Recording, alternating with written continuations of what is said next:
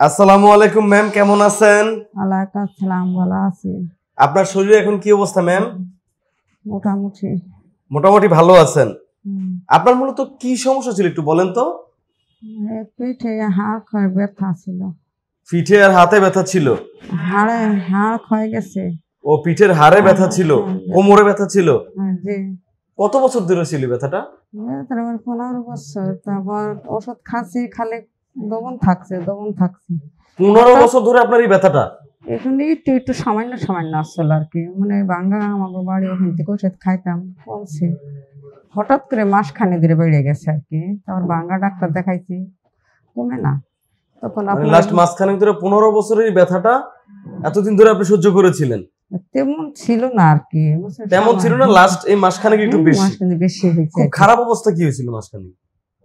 মাঝখানে খারাপ অবস্থা তো বলতে পারলাম না আর কি।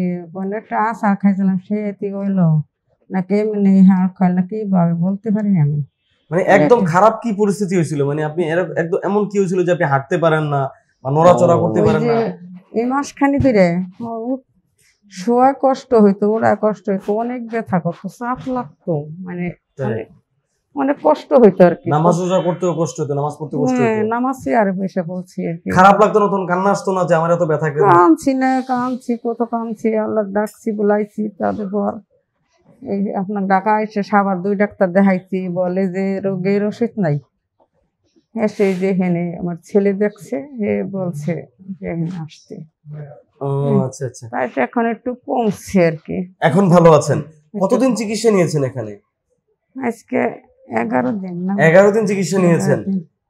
এখানকার সন্ধানটা কিভাবে পেয়েছেন? এখানে এই ডাক্তারের সন্ধান ভালোই পাইছি মোটামুটি আর কি।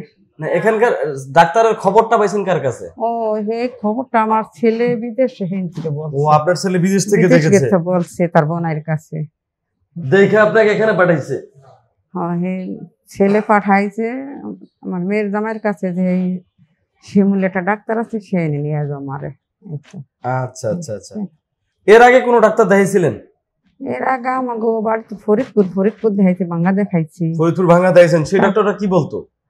তারা ওইটাই বলছে হাড় ক্ষয় বলছে। তাদের কাছে চিকিৎসা নিয়ে ভালো হইতেন না? না, ভালো তো হইলাম না। ওই যে কই যে ওষুধ খাই একটু দমন থাকে, ব্যথা। ওষুধ খেলে ভালো থাকে, ওষুধ না খেলে আবার যেই সেই হয়ে যায়। কোন ডাক্তার কি অপারেশনের কথা কইছিল? না না, আমার কথা। আচ্ছা আচ্ছা।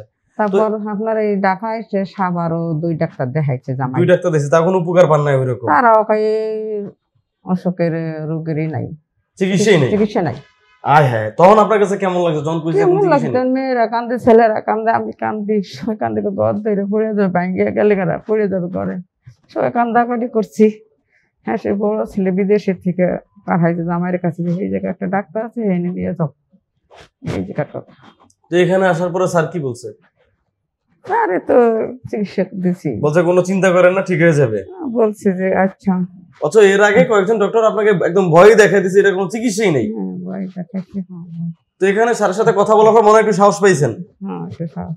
ওই মেয়ে বললো যে স্যার আমার মা কি ভালো হবে? কই দেখি, চিকিৎসা করে দেখি, আল্লাহ ভরসা, আল্লাহর উপর ভরসা। আলহামদুলিল্লাহ, এখানে উপকার পেয়েছেন তো? পাইছি। যাক, শুনে খুব ভালো লাগলো। এখানে যারা আপনাকে চিকিৎসা দিয়েছে তারা আপনার সাথে কেমন ব্যবহার করেছে? না, ভালো, খারাপ করে নাই, তারা ভালোই করছে। সবাই ভালো ব্যবহার করেছে? ভালো ব্যবহার করছে। কষ্ট পেয়েছেন কারো কাছ থেকে? না, কষ্ট হয় নাই। যাক, শুনে খুব ভালো লাগলো। মেয়ের মতনই করছে। যাক যাক। ডাক্তার, আমাদের এখানে যে ডাক্তার স্যার, উনি কেমন? না, অনেক ভালো মানুষ। যাক, আপনাকে অসংখ্য ধন্যবাদ ম্যাম। আমরা দোয়া করি আপনি সবসময় সুস্থ থাকেন, ভালো থাকেন।